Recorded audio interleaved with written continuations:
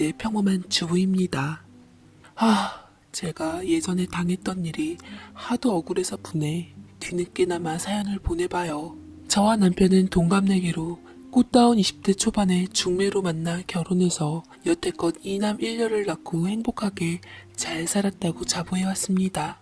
남편은 작은 사업을 시작해서 성실하게 근무하였고 그 흔한 바람 한 번 안 피고 게임이나 술 문제 같은 것들로 사고 친 적도 한 번도 없는 모범적인 가장이었어요. 집 회사가 전부였던 우리 남편은 비록 벌어오는 수입이 많지 않아 3남매 키우기 빠듯했으나 제가 애들 키우고 근근한 부업을 하면서 벌어오는 돈이나마 보태 행복하게 잘 살았어요. 부모가 큰 갈등이 없으니 아이들도 부모들을 존경하며 반듯하게 잘 자랐고 저희 애들 하나같이 다 잘 되어 현재 번듯한 직장 가지고 제 앞가림하며 잘 살게 되었습니다. 부부끼리 나이 들어 여행도 가고 친구도 사귀면서 유유자적한 한가로운 삶을 꿈꿨지만 그러기 위해선 돈이 필요하고 노후 준비에 뭐라도 해야지 싶어서 저는 40대쯤에 딸의 권유로 보육교사 자격증을 따서 그쪽으로 근무를 하게 되었습니다.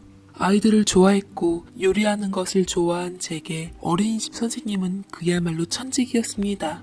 저는 취업한 어린이집에 아쉬웠던 점을 보완해서 이제 막 입주 들어오는 것에 직접 어린이집을 차리기로 했어요. 제 딸도 마침 유아교육과를 나온 유치원 선생님이었거든요. 아이들 좋아하는 키즈 요리까지 공부해서 간식들조차 시판으로 안 먹이고 다 제가 굽고 찌고 한 빵들과 떡들로 채우니 애가진 엄마들의 마음을 사로잡는 데 성공했습니다. 제가 차린 어린이집은 개원을 하자마자 이미 대기도 몇백 명씩 꽉 찼고 저는 제 선택이 옳았다는 것을 증명해주는 것 같아 딸과 함께 어깨가 올라갔네요. 저는 남편에게 승리의 웃음을 지어 보였습니다. 거봐, 내 말이 맞지? 요 근방에 어린이집들이 많이 부족하더라고. 좋은 일도 하고 우리 딸도 취업하고 돈도 벌고 일석삼조 아니겠어? 그래, 다 당신 덕분이다. 울 마누라 아주 예뻐 죽겠어. 내가 아주 전생에 나라를 구했네. 나라를 구했어. 라고 남편은 절 업고 집안을 누비기도 했네요. 사실 남편은 제가 어린이집을 차린다 할 때 영 못 믿어온 얼굴로 이거 봐. 최근 3년 내에 우리나라 출산율 감소를 지표로 정리한 거야. 어린이집은 좋은 사업이 아니라니까. 라며 남편이 얘기를 하곤 했는데 뚜껑을 막상 여니 달랐던 거죠. 속으로 불안감이 없는 건 아니었지만 사업에 100% 안전한 건 없었기에 제 예감을 믿고 고하기로 했습니다. 그런데 아니나 다를까 저희 어린이집의 엄마들의 입소문과 신뢰는 그야말로 대박이었습니다. 저희는 차린 지 몇 달 만에 인근 지역에 같은 이름의 어린이집 2호점을 냈고 원장이 갔다는 소문이 일자 그곳에도 대기 인원이 넘쳤습니다. 자신감이 붙었던 저는 정보를 얻어 여기저기 투자를 하기도 했고 마이더스의 손은 돈에 돈을 불렀습니다. 그래서 넓은 평수로 이사도 가고 자식들한테 용돈 손 안 벌리고 살면서 행여 어려워진 자식들은 턱턱 도와줄 수 있는 형편이 되니 부모에 대한 자식들의 존경심은 날로 커졌네요. 그런데 학원 차량이 많아질 오후 때쯤 남편은 운전을 하다가 교통사고가 일어났습니다. 다행히 아이들은 모두 하원시킨 다음에 일어난 일이라 그나마 불행 중 다행이었지만 남편 사고는 생각보다 컸습니다. 전치 3주 정도 나왔고 MRI 결과 목 디스크라는 판정 때문에 보호자가 곁에서 좀 있어줘야 한다고 하더군요. 하지만 어린이집을 비울 수 없었던 저는 남편을 돌봐줄 간병인을 한 명 쓰기로 했습니다. 병원에서부터 계속 남편 곁에서 있어주고 퇴원 후에도 집에서 돌봐줄 수 있는 간병인을 수소문에 구했어요. 그런데 급하게 구하려고 해서 그런지 간병인이 영 구해지질 않는 겁니다. 며칠 동안 제가 어린이집을 못 나가니 벌써부터 귀신 같은 아이들은 나오는 식사와 간식이 맛이 없어졌다며 엄마들의 불만이 쇄도한다고 하니 어쩔 줄 모르겠더군요. 그러다가 저희 어린이집에 근무한 지 얼마 안 되는 보조교사가 제게 개인적으로 연락이 왔습니다. 원장님, 실은 제가 전에 간병인으로 좀 근무를 했었어요. 많이 상황이 급하신 것 같아서 괜찮으시다면 제가 도움 좀 드릴까요? 라고 하는데 의외이긴 했지만 저는 일단 급했던지라 아예 안 본 사람보다는 나을 듯하여 오케이 그 제안을 받아들였습니다. 어린이집 보조교사는 당시에 이혼하고 아들 하나 혼자 키운다고 했는데 전 남편 때문에 떠안아야 했던 빚 때문에 고충을 얘기하면서 보험일이며 가사도우미며 간병인이며 안 해본 일이 없다 하는데 빚을 조금이나마 청산하니까 좀 나은 일 하고 싶어 어린이집 교사를 하고 있다더군요. 저는 보조교사의 손을 붙잡고 고맙다고 페이는 섭섭지 않게 쳐주겠다고 얘기한 후 다음날부터 바로 근무하기로 했습니다. 하지만 딸이 제게 은근히 귀뜸을 남기더군요. 엄마, 그래도 간병인으로 선생님은 좀 그렇지 않아? 24시간 간병인이라 계속 아빠랑 붙어있을 텐데 아직 근무한 지도 얼마 안 돼서 사람도 잘 모르고 아빠 곁에 둬도 괜찮겠어? 라고 위기감조로 얘기를 하는데 저는 웃음을 터뜨리며 딸에게 괜한 걱정한다는 듯 얘기했네요. 네 아빠가 어디 그럴 사람이냐고. 평생에 유혹 한 번 없이 가정밖에 모르고 살아온 양반이고 바람필 배짱도 없는 게 바로 네 아버지라고 일러주었네요. 그래도 딸은 내심 걱정이 되었던 모양이었는지 자기가 틈틈이 집에 들려봐야겠다고 뒤끝을 남겼습니다.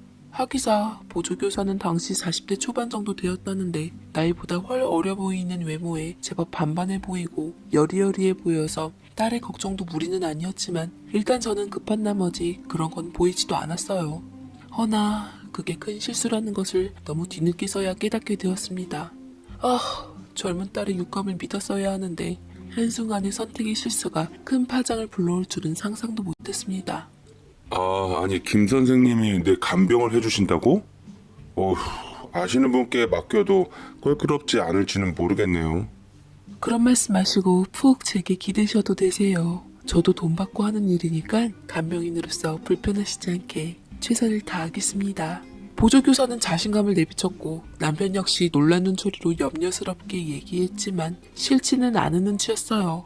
초반엔 저 역시 딸 말이 신경 쓰이기도 해서 가끔 집에 들리기도 해 동태를 살펴보았지만 야무진 살림 솜씨와 탁월한 케어 능력에 전문가적 스멜을 느끼고 온전히 그 여자를 믿고 맡기기로 했습니다. 잘 봐달라며 기분 좋을 때 페이를 더 내어주기도 했죠. 보조교사는 천연덕스럽게 기쁘게 받으며 제게 감사함을 표시했어요. 웃음을 줄 때마다 한치의 가증스러움조차 못 느꼈는데 그야말로 꼴이 9개 달린 여우였던 거죠. 남편의 행동이 부자연스러워지기 시작했던 건 그때쯤이었던 것 같아요. 어린 낙이 기저귀를 갈며 오르르 까꿍하며 예뻐해주고 있는데 불이 나게 어린이집으로 달려온 딸이 충격적인 소식을 전해주었습니다. 딸은 자칫 눈물이 쏟아질 심상치 않은 얼굴로 저를 이끌며 엄마, 이러고 있을 때가 아니야. 얼른 집에 가봐. 내가 지금 집을 다녀왔는데 집에서 하며 차마 말끝을 흘며 말을 다 못다 하는 것이 아니겠어요?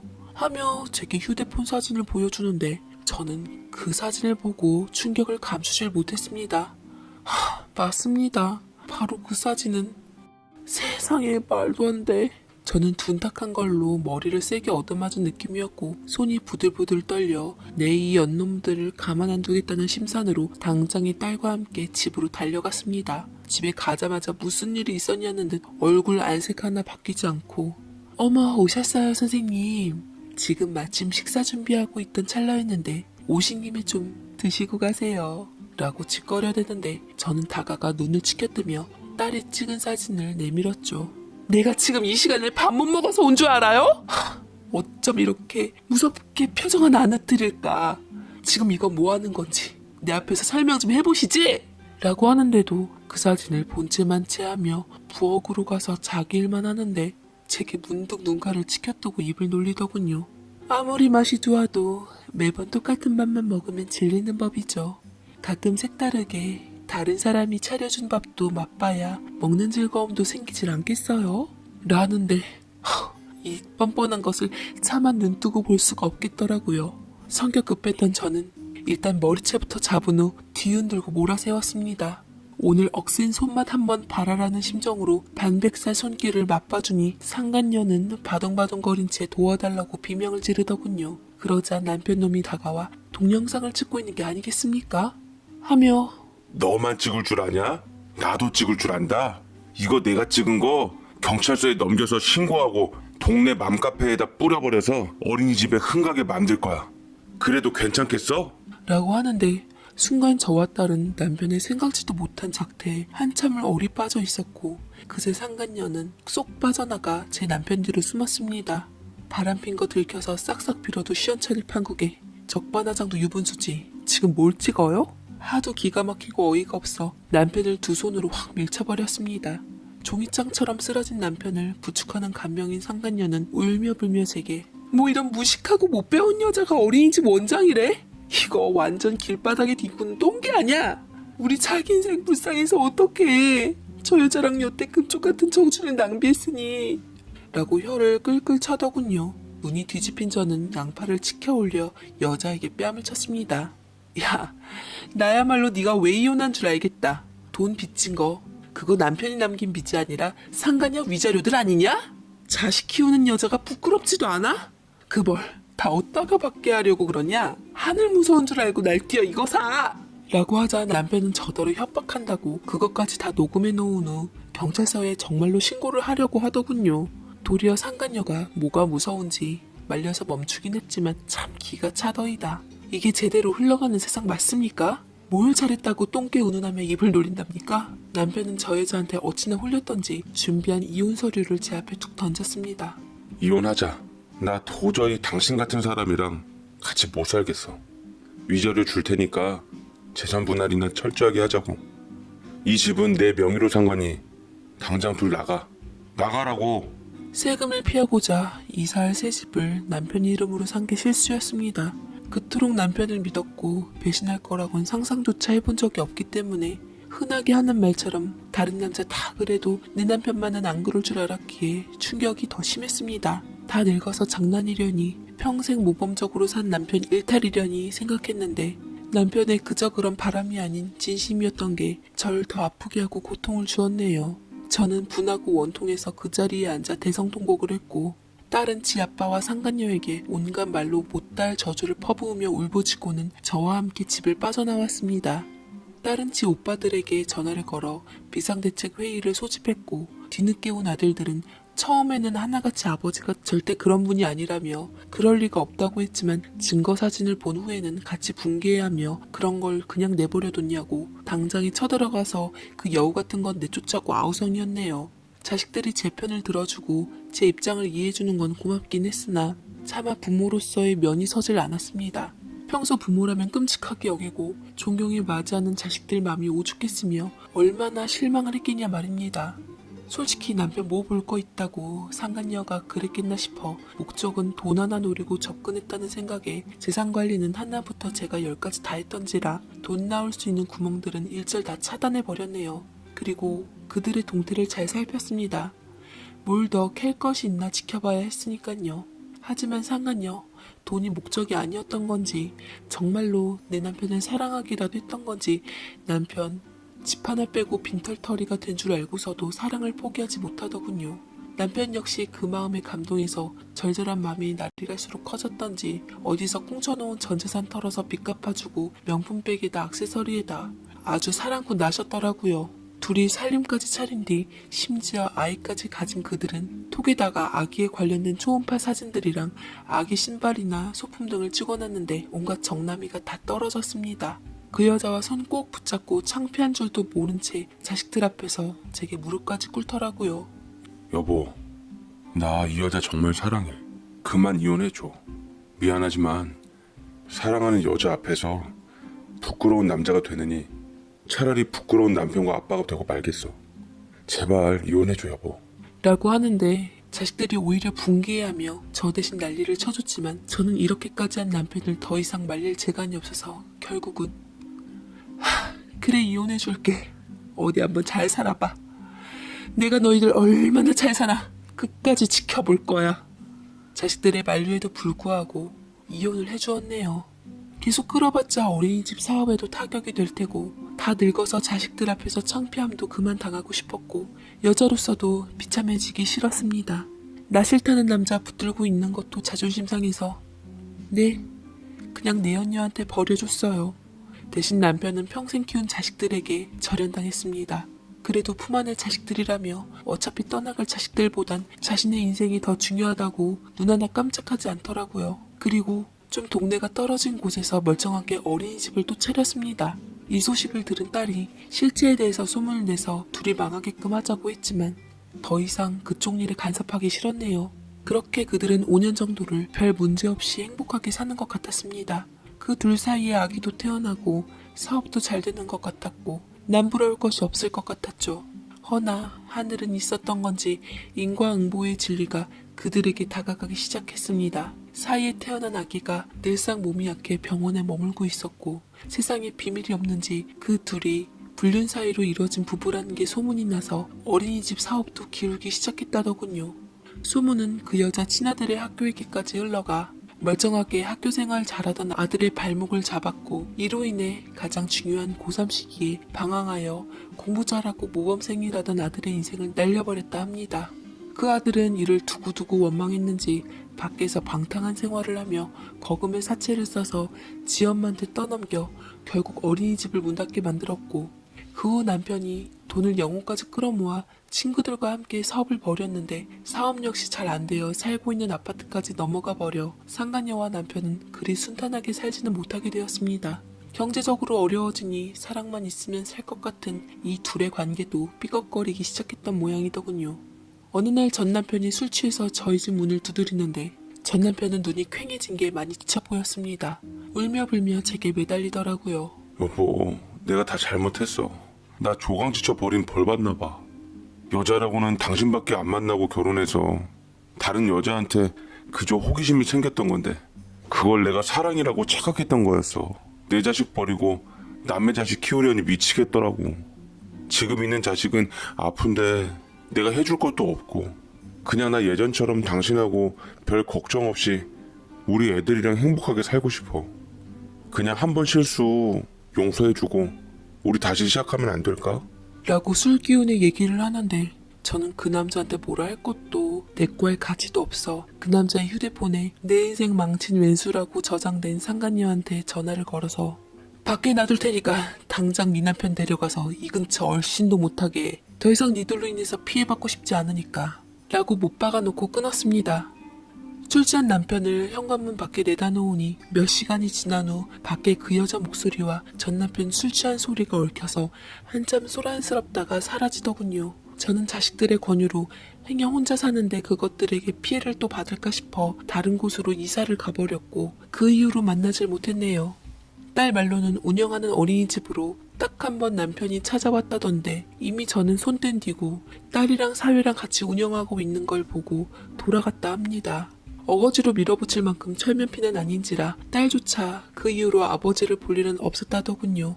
요새는 저 혼자 사는 게 딱했던지 주위에서 제게 재혼 자리를 자꾸 알아봐 주겠다는데 괜찮다며 계속 물리고 있는 중입니다. 남편 이후로 남자는 거들떠도 안 봤는데 저도 사람인지라 외롭긴 합니다만 워낙 제 천성이 고지식해서 자식들 앞에서는 다른 남자들 만났다는 게 체면도 안 서고 부끄럽고 하네요. 가끔 남편과 함께 지냈던 시간들이 떠오르고는 해요. 자식들이랑 여행도 가고 즐거운 시간도 갖고 그때가 참 행복하고 눈물이 날 정도로 그립습니다. 남편이 바람만 피지 않았다면 우리는 지금도 행복했을 텐데 돌이킬 수 없는 강을 건너버린 남편이 무척이나 원망스럽네요. 우리 자식들은 부디 배우자 때문에 상처받는 일이 없기를 바라며 저는 남편의 인과응보를 보고 제가 사는 동안 절대로 남의 눈에 눈물 맺힐 일만큼은 안 하고 살렵니다. 제 사연 읽어주셔서 남입니다. 저는 인테리어 디자이너로 근무하고 있고 제 아버지는 부동산 사업을 하시면서 강남이랑 홍대에 노른자유 괜찮은 건물 몇 채 갖고 있던 건물주였습니다. 어느 날 저희 아버지와 같이 운동하시는 친구분께 손자리가 하나 들어왔어요. 저처럼 이혼 경력이 한 번 있는 약사라고 하더라고요. 사이에 아들 한 명이 있는데 아빠가 키운다고 하니 부모님께서는 적극적으로 만남을 주선하셨습니다. 나이는 저보다 2살 어리다고 해서 얼추 연령도 비슷하기도 해 저희 아버지가 이참에 장가 보내시려고 적극 권유하셨습니다. 저 역시 인연을 찾고 있었던 터라 부모님이 밀어붙이는 거 마다하지 않고 나가봤네요. 사실 나가면서도 걱정을 참 많이 했어요. 저희 부모님 꽤 자산가시라 제 재산 노리고 접근한 사람도 있었거든요. 그중 한 명이 제 전의 아내였습니다. 처음부터 절 돈으로 보고 계획적으로 접근한 전처는 사치를 일삼았고 못 살았던 열등감에 거지 근성으로 똘똘 뭉쳐 툭하면 절 무시하며 막말을 일삼는데 정남이가 떨어져 결혼한 지 8개월 만에 끝냈습니다. 이혼할 땐 속이 후련하더니만 훗날 부모님 돌아가시고 저 혼자 살아갈 생각하면 앞이 막막해져 여자를 찾게 되더라고요. 남들은 돈 많은데 그냥 연애만 하고 살아라 하는 사람도 있지만 저는 평범하게 남들처럼 가정도 꾸리고 제 아이도 하나 낳아서 가장으로서 살고 싶었습니다. 허나 제 인연은 쉽게 나타나질 않더라고요.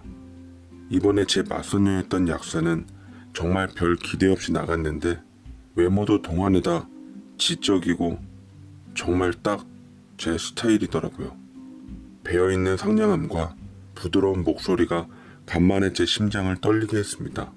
대화를 해보니 말도 잘 통했고 무엇보다 이혼이라는 같은 상처를 지니고 있어 서로에 대해 공감이 많이 되었지요. 저희는 급속도로 사이가 발전해서 즐겁게 데이트도 하고 여행도 같이 가는 등 행복한 시간을 보냈습니다. 그녀는 저보다 어렸지만 엄마같이 포근한 여자였고 이 사람이라면 제 인생을 다시 한번 꽃피울 수 있을 거란 믿음에 함께 미래를 꿈꾸게 되었습니다. 저는 영화 같은 로맨틱한 프로포즈를 준비했고 약사는 기뻐하며 절 부둥켜 안아주고는 곧 서로의 부모님을 찾아뵙기로 했습니다. 안녕하세요. 어머님, 아버님. 예비 며느리 왔어요. 요새 저희 약국에 어르신들께 좋은 영양제 신제품들이 많이 들어왔는데 제가 좀 가져와 봤어요. 이거 비싼 거니까 친척 친구분들께도 나눠주시면서 어깨 좀 피셔도 되세요. 허허허허. 저희 집에 먼저 간 예비 신부는 저희 부모님께 온갖 이쁨을 독차지했답니다. 애교 있고 살가울 뿐만 아니라 건강에 대해 이것저것 챙겨주니 어찌 안 예뻤을까요? 태어나서 그렇게 좋아 보이는 부모님의 모습을 처음 뵈니 진작 이렇게 못해드린 것에 대해 죄송스러워 예비 신부한테 더 고맙더라고요. 저희 집에 다녀온 후 얼마 되지 않아 예비 처갓집을 찾아뵙게 되었습니다. 예비 신부네 집은 비싼 동네에 근사한 2층 집 주택에 살고 있었습니다. 과거 결혼했을 때와는 달리 순조로운 결혼 진행에 왜 어른들이 결혼은 끼리끼리 해야 된다고 하시는 건지 알게 되었네요. 제가 온다 하니 아내의 언니와 동생 네외분도 같이 왔다더군요. 아버지께서는 재작년쯤에 운명하셔서 어머님 혼자 계시다는데 돌아가신 장인어른을 떠올리시며 눈시울을 붉히시기도 했습니다. 형님은 변호사셔서 이름 있는 로펌에 근무 중이시고 동생은 사업가, 부인은 음대 교수라고 하면서 본인네 집안 식구들을 제게 소개하며 자랑스럽게 말씀하시더군요. 저도 사람인지라 괜시리 처가댁의 뒷배에 든든함이 느껴졌고 돌아와서 저희 부모님께 말씀드렸더니 부모님께서도 이제야 네 짝을 찾았다며 장가 잘 간다고 이구동성으로 말씀하셨습니다. 서로 두 번째 결혼이다 보니 최대한 간소하게 하기로 했지만 신혼집만큼은 아버지께서 제법 살만한 곳을 마련해 주셨어요. 아무래도 신부가 약사다 보니 신경을 많이 써주시더라고요. 갖고 있는 건물을 일부 처분해서 강남권에 있는 고급 아파트를 마련해 주셨는데 무려 시가 50억에 가까운 집이었습니다. 연예인들이나 유명인사들이 살아 더 잘 알려진 곳에 큰맘 먹고 마련해 주시니 제 아내도 흡족스러운 듯 제 부모님께 더 잘하려고 노력하더라고요. 제 능력을 빌어 인테리어까지 끝장나게 마치고서 집들이를 하니 집을 찾는 사람들마다 눈이 휘둥그레지며 감탄을 금치 못했습니다. 특히 처가 식구들이 부러움을 감추질 못했는데 처형의 남편, 즉 형님 되시는 분은 짜증난다는 듯 낮게 을조렸는데 귀가 소머즈급인 제 귀에 딱 내리꽂히더군요. 어디 가서 호구 하나 제대로 불었구만. 처음부터 이렇게 세게 나오면 감당할 수 있으려나 라고 하는데 호구라는 말은 절 뜻하는 것 같았고 그 뒤의 내용은 알 수가 없어서 저는 찝찝한 기분으로 내내 형님을 주시했습니다. 허나 술 한잔 들이키니 또 사람 좋은 모습을 보여주며 잘 대해주시더라고요. 허나 그걸 예산일로 넘긴 게 제 실수라는 것을 알게 되었죠. 제 아내는 마침 약국을 크게 확장하고 싶어하는 것 같아 병원이 들어와 있는 저희 아버지 건물에 2층 전체를 내어주어 이전해 주었습니다. 장모님께서는 손수 찾아와서 저희 부모님께 넙죽 인사를 하시더군요. 사돈 어르신들 덕분에 저희 아이가 요새 행복해하는 걸 보니 부모로서 안심되고 좋네요. 해주시는 애 잊지 않고 저희 애가만 많이 효도할 겁니다. 앞으로도 잘 부탁드려요. 라고 하니 저희 부모님들도 끄덕이시면서 자식들 행복하면 만족한다고 하셨습니다. 이렇듯 감사하게도 부유한 행복까지 가지며 나날이 기쁨만 가득할 가정생활을 보낼 거라고 미처 의심치 않았습니다. 그러던 때에 우연히 일하고 있을 때 저희 어머니께서 연락이 왔더라고요. 혹시 네 장모님 좋은 상대 생기셨니? 우연히 동창 모임 갔다가 옆 테이블을 봤는데 네 장모님 되실 분이 어느 남자분과 좋은 분위기 속에서 식사하고 계시더라고. 인사를 드리려고 했는데 무안하실 것 같아. 그냥 왔거든. 라고 하셔서 저는 그날 밤 퇴근한 아내에게 문득 장모님에 대해서 낮에 어머니께 들은 내용을 아내도 알고 있는지 조심스럽게 물었습니다. 그러자 아내가 별 대수롭지 않게 대답하더라고요. 우리 엄마 원래 남자들한테 인기가 많아서 남자친구분들이 좀 많아. 워낙 매력적이고 고우시잖아. 쫓아다니는 분들이 한두 명이어야지. 그래서 걱정이야. 외로움도 많이 타셔서 혼자 지내는 건 힘들어하시고 저번에는 이상한 사람이 우리 엄마한테 꽂혀서 밤새 문을 두드렸다는데 무서워서 경찰에 신고도 하고 난리도 아니었어. 라고 하는데 장모님께서 워낙 젊게 사시는 분이시긴 했습니다. 연세가 70이 가까워 오시는데 성형외과랑 피부과를 달고 사셔서 한 달에 미용에 들어가는 지출 비용만 만만치 않았죠. 아내 말 맞다나 외로워서 그런가 싶으시기도 하고 약간은 이해가 되려고 하고 있을 때 아내가 제 눈치를 보며 은근히 말을 꺼냈습니다. 자기야, 그래서 하는 말인데 우리 엄마 당분간 우리 집에 모시는 건 어때? 전부터 너무 외로워하시기도 하셨고 요새는 나 시집간 후 우울증까지 와서 맨날 우신대. 겉으로는 밝아 보여도 많이 힘드신 것 같아. 우리 집도 넓고 숟가락 한 개만 더 얹으면 되는데 힘들까? 라며 제게 애교를 부리고는 살살거리는데 어찌해야 할까 하다가 홀로 계신 장모님 생각하니 또 마음이 안 됐고 짠해서 별 생각 없이 같이 와 모시자고 했습니다. 당분간만이라는 말도 달았으니 그저 몇 달 정도 지내다 가시겠지라는 안일한 마음이었던 것 같아요.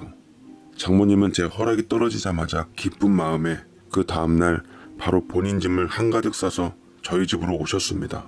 어휴, 이렇게 좋은 집에서 우리 사위 덕분에 내가 살 줄은 몰랐네. 우리 집은 주택이라 이거저거 신경 쓸 것도 많아서 관리하기 힘들었는데 여기는 딱 나 같은 사람이 살기가 좋네. 라며 방을 들어가시는데 그 후 아내와 기분 전환 겸 쇼핑을 하겠다고 나간 뒤 몇 시간 만에 한가득 원하는 가구들을 사들고 들어오셨습니다. 무슨 이탈리아제 가구라면서 침대, 장롱, 화장대까지 합치니 수천만 원이 순식간에 나가더라고요. 하며 제게 고맙다고 하는데 이게 처음에 무슨 소린가 싶어 알고 보니 아내가 제 공사대금 잔금 들어온 것을 장모님 가구 쓰는데 몽땅 썼더라고요. 한마디 상의도 안 하고 무턱대고 써버린 아내에게 꼭 화를 눌러참고 말했습니다. 당신 이거 인건비랑 자재비라서 당장 빼서 지급해야 하는데 이걸로 장모님 가구를 사드리면 어떻게 해? 미안하지만 다시 원래대로 채워놔. 그러자 아내가 기가 막힌 듯 저를 위아래로 훑어보고는 뭐? 지금 나더러 이 돈을 채워놓으라고? 꼴랑 가구 몇 개 우리 엄마 위에 썩기로 써니 그렇게 아까워? 그러지 말고 당장 돈 없으면 시댁한테 좀 용돈해달라고 해. 이게 무슨 말도 안 되는 얘기를 하고 있는 건지 황당했던 저는 왜 장모님이 쓰신 돈을 애꿎은 우리 부모님께서 메꿔야 하냐고 목소리가 점차 높여지더군요. 그때 밖에서 듣고 계셨던지 장모님께서 문을 벌컥 여시고는 언짢은 듯 벼락 같은 호통을 치셨습니다. 됐네. 내가 그렇게 쓴 것이 아까우면 이거 다 환불하고 그냥 원래 집으로 떠나겠네. 하루도 안 살았는데 이렇게 눈치를 주나 섭섭하게. 처가 부모도 부모인데 그러는 거 아닐세. 라며 획 돌아서고는 나가시는데 아내는 얼른 가서 제게 장모님께 빌지 않으면 본인도 따라서 집을 나가겠다고 울고불고 난리를 치는 통에 저는 억울하게도 장모님께 수그리고 들어가야 했네요. 당장 현금을 용통할 길이 없어서 저는 결국 부모님께 신세를 치러 갔고 아버지는 깊은 한숨을 내쉬고는 돈을 내어주셨습니다. 워낙 있었던 양반이라 그냥 개의치 않고 쓰신 걸 어쩌겠냐. 이번엔 내가 한번 메꿔주마. 대신 다음에는 나도 자신 없다. 사실 더 늦기 전에 내가 이 재산, 네 집 한 채랑 우리 노후할 얼마를 빼놓고는 사회에 모두 헌납하기로 마음먹었다. 라고 말씀하시는데 저는 크게 놀랄만한 일은 아니었습니다. 저는 어렸을 적부터 부모님께서 사업에 성공한다면 어려운 사람들을 위해 사회사업에 전 재산을 기부하겠다고 누차 말씀하셨기에 기꺼이 받아들일 수 있었습니다. 그래도 신혼집 큰 거 하나 해주시고 제 사업체 마련해주시고 아내의 약국까지 해주셨는데 이보다 더한 걸 바라면 욕심이겠죠. 저희 부모님께서는 고향으로 돌아가셔서 공기 좋은 곳에 밭일하면서 사시겠다고 모든 준비를 마치셨습니다. 비록 재산이 저한테 다 오진 않았지만 오히려 전 진심으로 저희 부모님을 존경하게 되었습니다. 허나 처갓집에서는 그것들이 다 허튼 짓으로 보였나 봅니다. 장모님께서는 어찌 아셨는지 씩씩대시고는 일에 지쳐 돌아온 제게 사태질을 하시더군요. 뭐하는 양반들이야 네 부모님? 뭐? 그 아까운 재산들을 다 어디에 헌납을 해? 돌아가실 때가 되시니 저승길이 무서우셨나? 미혹한 놈, 지 거 하나 제대로 못 챙기고서 무슨 배짱으로 내 딸을 데려가? 당장 네 부모님 설득해서 재산 다 네 앞으로 해놓으라고 해. 당장! 라면서 악에 바치신 제 재산을 갖고 오라고 하는데 우리 부모님 재산 우리 부모님께서 알아서 하신다는데 장모님이 무슨 권리로 그러시냐고 했다가 제 집에서 제가 쫓겨나는 웃지 못할 광경이 벌어지기도 했습니다. 아내한테 전화해도 받지도 않고 그 엄마의 그 딸이라고 아내마저 같은 생각인 건지 새벽에 들어가 보니 도어락 비밀번호까지 바꿔놨더라고요. 결국 사무실에 와서 불편한 잠을 청하다 불현듯 저번에 형님이 낮게 을조렸던 말이 떠올라 스리슬쩍 연락을 해보았습니다. 형님은 거절하시다가 제가 안 되어 보였던지 먼저 사무실 근처로 오겠다 하셨습니다. 술집에서 맥주잔을 부딪히면서 말씀하셨습니다. 다른 건 살면서 자네가 판단하도록 하고 한 가지 확실한 건 참 그 집안이 돈 좋아하는 집안이야. 나도 반 속아서 결혼했는데 뭐 애까지 낳은 마당에 애 보고 살아야지 어쩌겠어. 장모님 살고 계셨던 집도 처제 전 남편이 마련해준 월세였는데 월세 보증금 바닥나서 갈 데 없어 자네 집으로 들어갔을 거야. 알아서 처신 잘하면서 살아 라면서 조언을 주셨는데 순간 멍해지면서 머리가 띵해져 왔습니다. 참 혼란스럽더군요. 어쩌면 그렇게 여자복이 없던 건지 한 번 당한 것도 모자라 두 번째까지 믿고 싶지 않았습니다. 저는 조바심에 다음날 아내의 약국으로 찾아갔고 아내는 일하면서도 절 본체만체하며 투명인간 취급을 했습니다. 말을 붙여도 철저하게 외면해버리고 워낙 바쁘게 일하느라 정신없는 거라 생각하고 앉아서 기다리고 있는데 문이 딸랑 열리며 고등학생쯤 돼 보이는 남자가 들어왔습니다. 아내가 그 남자를 보며 화색을 띠고는 하는 일을 모두 멈추고 앞에 섰습니다. 아들, 왜 이렇게 야위었어? 학회하느라 힘든 거야? 엄마가 코치님한테 살살 해달라고 성의 표시 좀 했는데 빨리 외국에 유학을 가야지 뭐든 되지.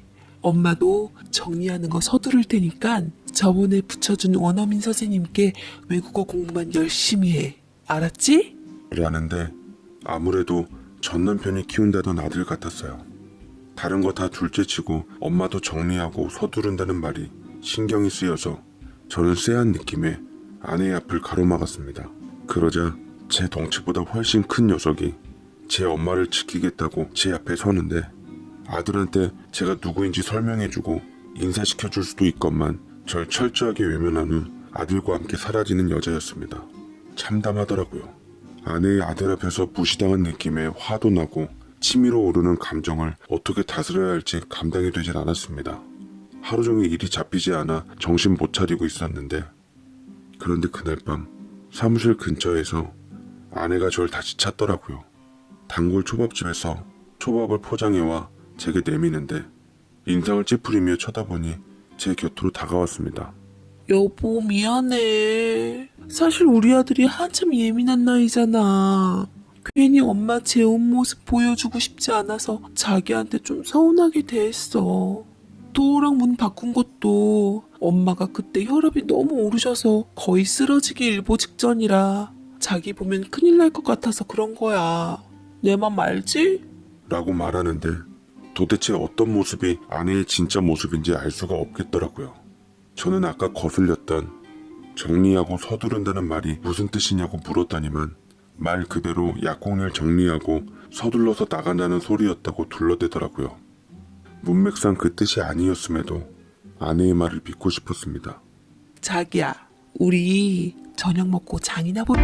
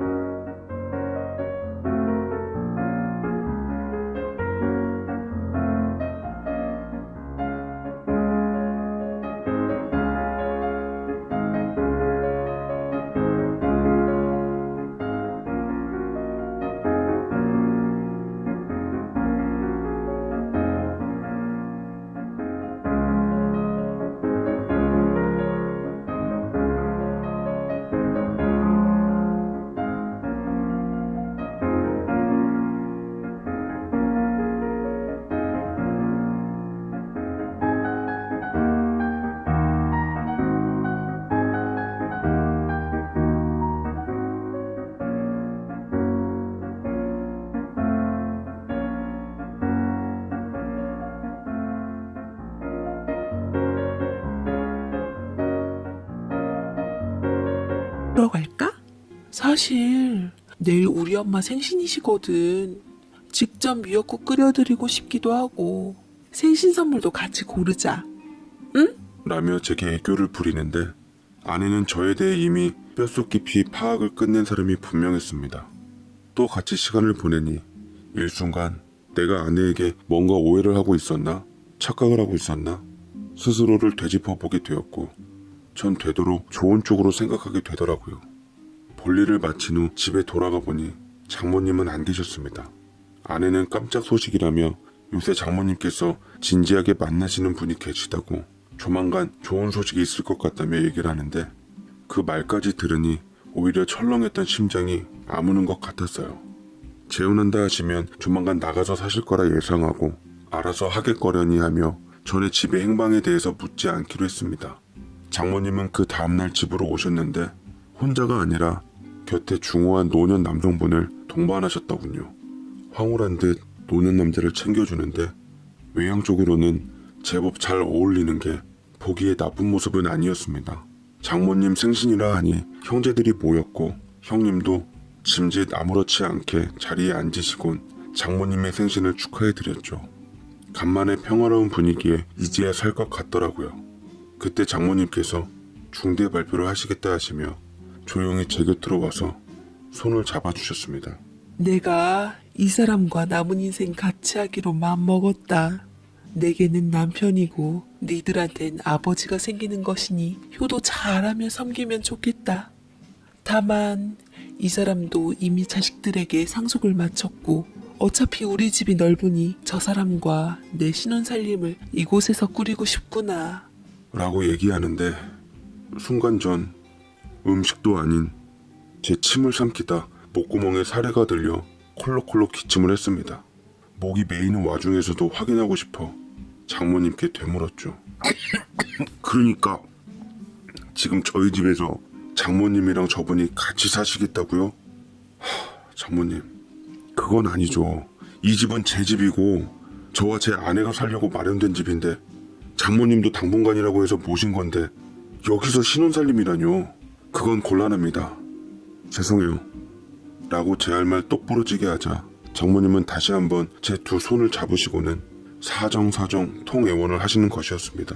자네 갈 곳 없는 처가 부모를 꼭 내쳐야 되겠나? 조만간 우리 딸도 약국 정리하고 아들 교육 때문에 같이 외국으로 갈 텐데 그럼 이 넓은 집에서 자네 혼자 살 텐가? 큰맘 먹고 자네 부모님 재산 일도 내가 다 이해해 줄 테니 자네도 적당한 선에서 양보하게. 우리 딸과 계속 살 생각이라면 좋은 게 좋은 거 아니겠나? 아니면 그냥 내가 사무실 근처 방 하나 얻어줄 테니 우리 눈치 볼 것 없이 편히 사는 것도 괜찮겠구먼. 시겁할 일은 연타로 절 치더군요. 하도 기가 차니 말도 안 나오더이다. 설마 했더니만. 그래서 요새 아내가 이걸 노리고 제게 다가왔던 걸 깨닫게 되더라고요. 혹여나 그래도 갱생할 여지가 남았나 싶었는데 이혼한 전처보다도 악독하고 질리는 사람들이었습니다. 저는 눈이 뒤집힌 나머지 다들 내 집에서 나가라며 진수성찬을 엎어버렸고 그토록 잘나신 약사 마누라 따위 내 인생에 필요 없으니 당장 눈앞에서 사라지라고 했습니다. 아내 역시 어이가 없는 듯 제 발악에 같이 동조하며 보란 듯 나머지 음식들도 엎어버리더군요. 와, 뻔뻔스러움에 경악했습니다. 이 사람들은 제가 어디까지 참아줄 거라고 생각을 했던 걸까요?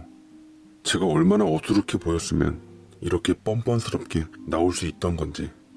본보기를 보여주고자 한바탕 뒤집어 엎어버리고 장모님 방에 있던 이탈리아 가구도 망치로 다 깨부숴 버렸습니다.